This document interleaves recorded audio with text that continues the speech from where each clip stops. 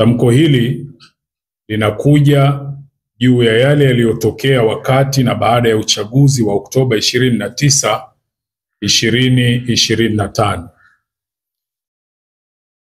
Baada ya kumshukuru Mwenyezi Mungu Mola wetu Muumba na kumtakia rehema na amani kiongozi wetu Bwana Mtume Muhammad, sala na salam zimwendee yeye, masahaba wake pamoja na watu wa nyumbani kwake. Hivi karibuni taifa letu lilifanya uchaguzi mkuu wa kumchagua rais wa Jamhuri ya Muungano, rais wa Zanzibar, wabunge, wawakilishi pamoja na madiwani.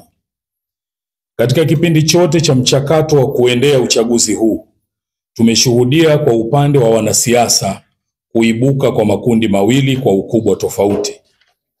Kundi moja likitaka uchaguzi ufanyike kwa mujibu wa katiba ya nchi yetu inavyotutaka. Kundi la pili likigomea kushiriki na kutaka wengine wasishiriki kutokana na kile walichokuwa wanakieleza madai ya mabadiliko waliokuwa wanayataka yafanywe kwa namna wanavyotaka wao. Na kutokana na hali hii, kundi hili mpaka tulipoingia kwenye uchaguzi wao hawakushiriki katika uchaguzi wetu wa mwaka huu 2025. Tarehe 29 Oktoba ndio siku iliyokuwa ya kupiga kura na kura zilipigwa na uongozi kupatikana. Kuanzia siku ile ya kupiga kura, kulizuka genge lilokuwa likiwatisha watu kwa kupora mali na kuharibu mali pamoja na miundombinu mbalimbali, kuchoma moto vituo vya mafuta pamoja na ofisi za umma. Katika siku hizi za uhalifu huu, Watanzania wakagawika katika makundi yafuatayo: kundi la waliofanya uhalifu, kundi la waliochukizwa na uhalifu uliokuwa ukifanywa, kundi la waliofurahia uhalifu na uvunjifu wa amani uliotokea, kundi la wachochezi wa ndani na nje ya nchi yetu wakiwemo mpaka wale ambao si wa Tanzania. Pia kukawa na kundi la serikali na vyombo vya dola na kundi la wanasiasa wa mitazamo tofauti. Wakati haya yakiendelea, vyombo vyetu vya ulinzi na usalama vilitoa tamko kuhusu kile kilichokuwa kinaendelea. Mkuu wa majeshi nchini alitufahamisha kwa kile kilichokuwa kinaendelea ni uhalifu na watekelezaji wa uhalifu huo ni wahalifu. Na hapa na nukuu: ndugu wananchi, itakumbukwa kuwa jana tarehe 29 Oktoba 2025 nchi yetu ilikuwa na zoezi la uchaguzi mkuu. Wakati zoezi hilo likiendelea, kulitokea vitendo vya kihalifu vilivyotekelezwa na baadhi ya watu wahalifu wasiolitakia mema taifa letu katika maeneo mbalimbali ya nchi.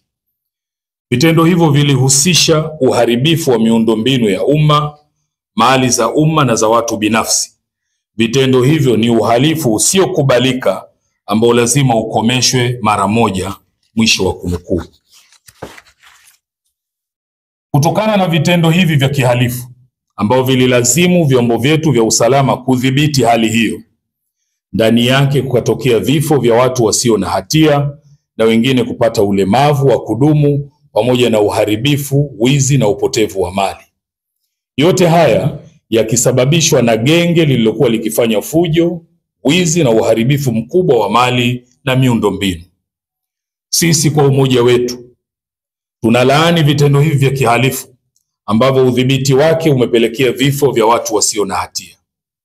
Sisi kwa umoja wetu tumeumia sana kwa haya yaliyotokea, hasa maisha ya watu yaliyopotea kutokana na vitendo hivi vya kihalifu. Kwani mafundisho yetu yanasema maisha ya mtu mmoja kupotea ni sawa na kupotea maisha ya watu wote. Qur'ani Surat Al-Maida aya 32. Kama ambavyo katika aya hii pia inaeleza yeyote mwenye kuokoa maisha ya mtu mmoja ni sawa ameokoa maisha ya watu wote. Kwa msingi huu, sisi kwa umoja wetu tumesikitishwa sana na upoteaji wa maisha ya watu wa hali yoyote ile iwayo.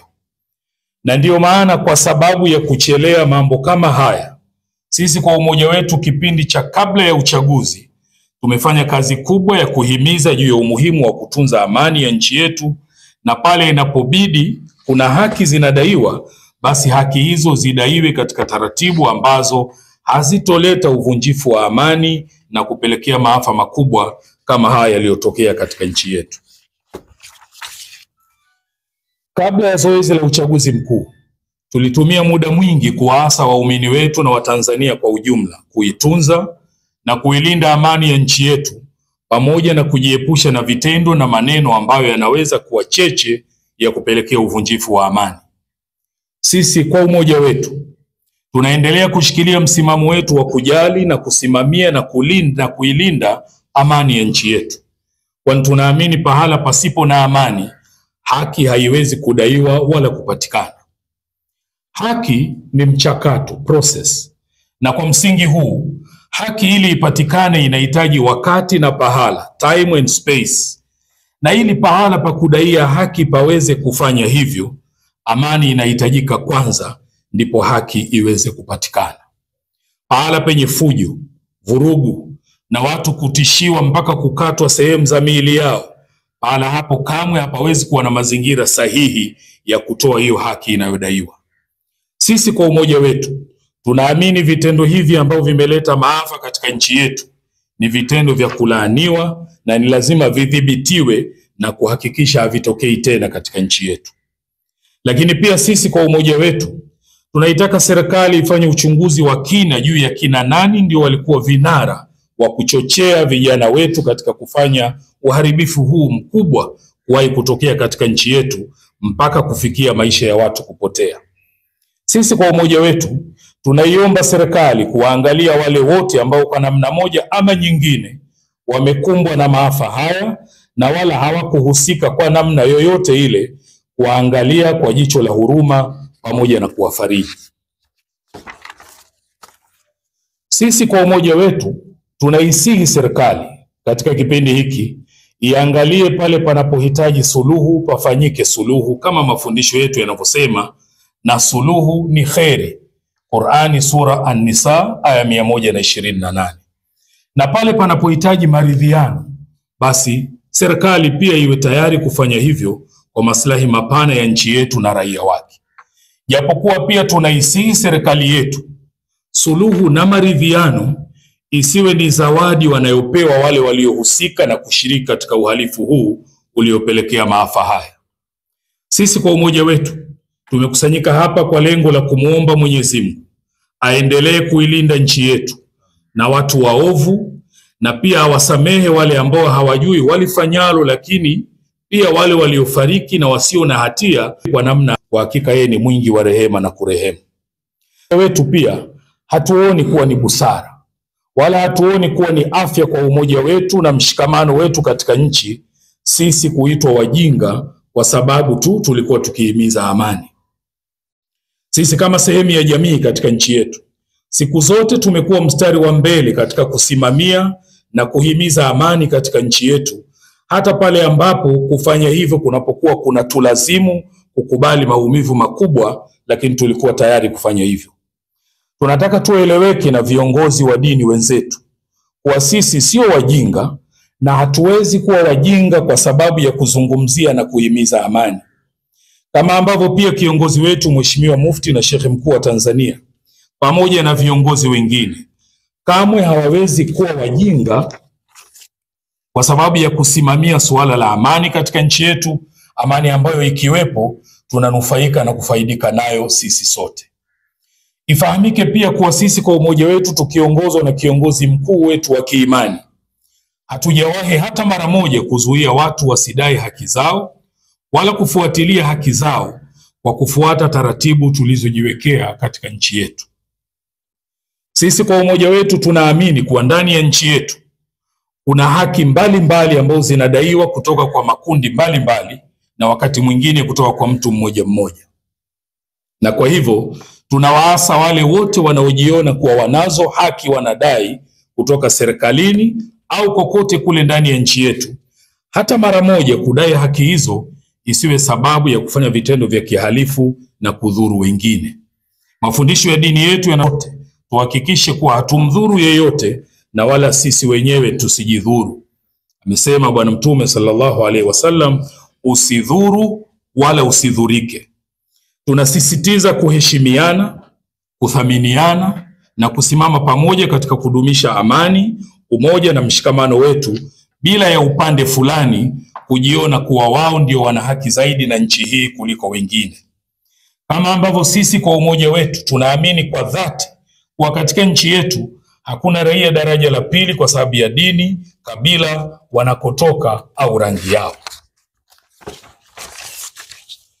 Sisi kwa umoja wetu tunaazimia kuendelea kuiombea dua nchi yetu dhidi ya wale wote wanaotaka amani ya nchi hii ipotee kwa maslahi yao. Na Mwenyezi Mungu atubainishie wale waovu, tuwajue na kuwatambua, na atuonyeshe haki katika sura yake ya kweli na aturuzuku kuifuata, na atuonyeshe batili katika vazi lake la uovu ili tuweze kuisitisha. Tunamuomba Mwenyezi Mungu aijalie nchi yetu idumu amani yake. Awajalie wale wote walioathirika na maafa haya na kuwaondoshia huzuni katika nyoyo zao.